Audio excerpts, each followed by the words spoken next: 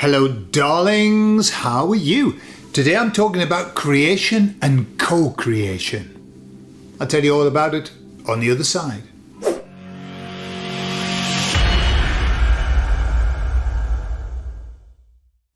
So the other day I was running through the countryside. It was sunny. Everything's green now here because it's rained a lot, and it was just so beautiful. And as I started to commune with the emissaries, I said, oh, it's so beautiful to be able to, communicate with you in such gorgeous surroundings. And they said, we also feel very privileged to be able to communicate and co-create with you. And this is what I do, because they're chatting away, and I'm listening for words that I haven't heard them use before, so that it sort of stimulates a conversation. And I said to them, co-create? What do you mean by that? And they said, well, we create vicariously through you.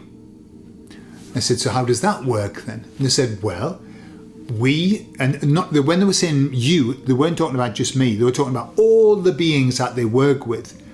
Their method is to, with our help, to create things that they're not able to do because they're on the other side. They're not able to create in 3D, but through us they can, vicariously. That's what that word means. Vicariously, through. But I don't know whether it has a negative slant, but it wasn't a negative slant that they put. So I said, so how do you do that? And they said, well, through the implantation of ideas. They said, so we can offer you ideas, light bulb moments, downloads, inspirations, and then you put them into action. And they said, so that really pleases us that we can, to a very small degree, obviously, to actually get things done here in 3D, they can do it. And I said, so what would you take some of the credit for then? What you've done with me? And they said, well, everything that's been created through the channel and the messages that we offer, the messages of hope, the hope that we've been able to share with other people, the group that share and help one another. I thought, yeah, fair enough, yeah. If the emissaries hadn't come to me, I wouldn't be doing this, and we wouldn't have a Telegram channel where loads of lovely people are there talking to one another. By the way, you can join if you want, but you've got to be a nice person. Details are in the video information. So yeah, so that's what they were saying. That's how they create through us. Yeah. So then I said to them, okay, so if you're working through many, yeah, I said, so why can't you help us just to change everything, just to create everything that we want? And they said, well, only because mankind isn't there yet.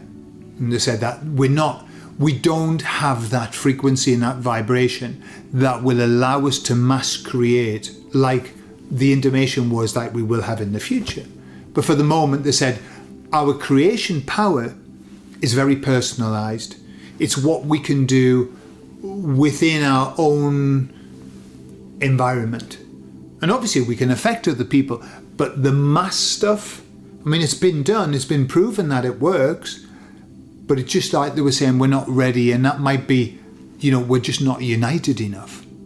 Maybe. Yeah, and that's, I think that's something going forward. We've got to be more united. We are a mess at the moment. A mess.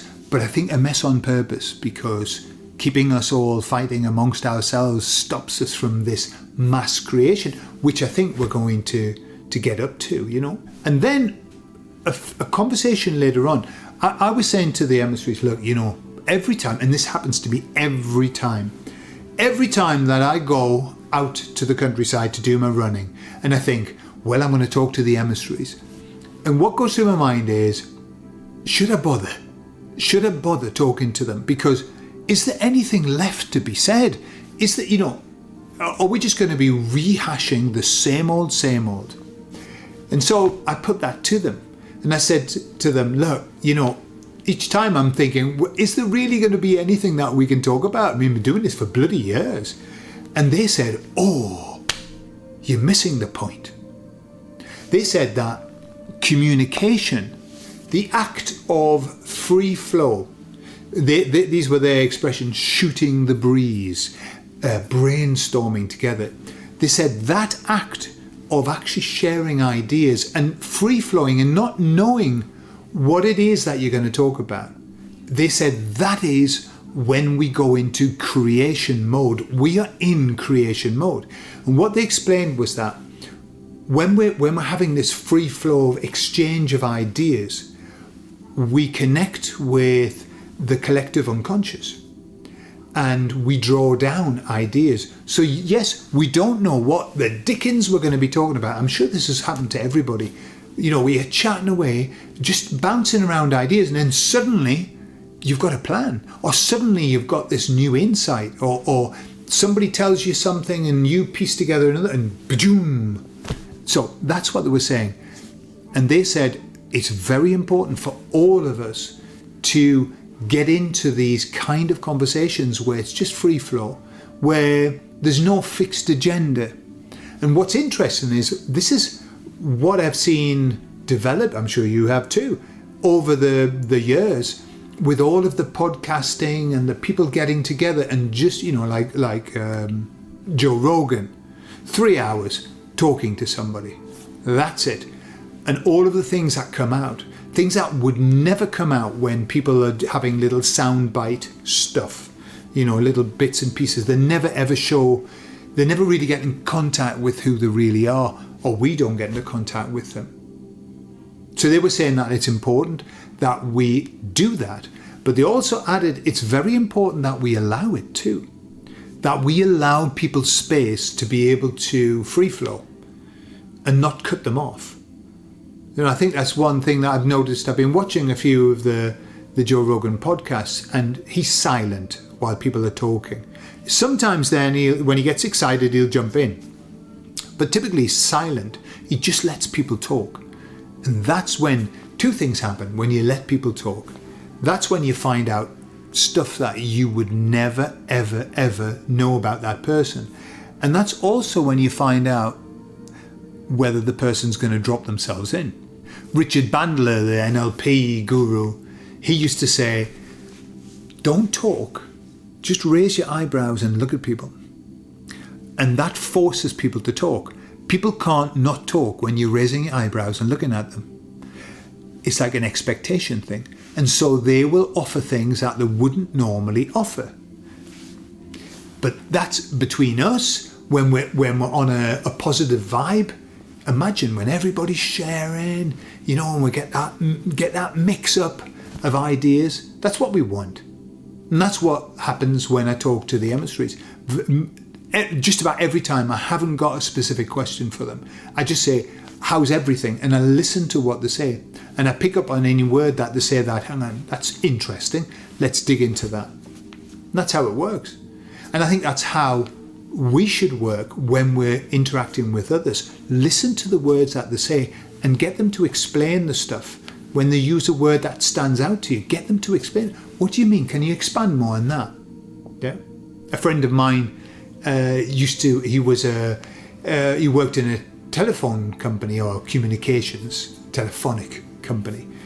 And he was kind of he was one of those new wave, new bosses, super relaxed and groovy. And he would always say, I would say something like, I don't know, you know, and I want to be able to do it properly. And he would say, so doing it properly, what does that look like? He always used that. What does that look like? What would that look like? You know, the potential possibility questioning.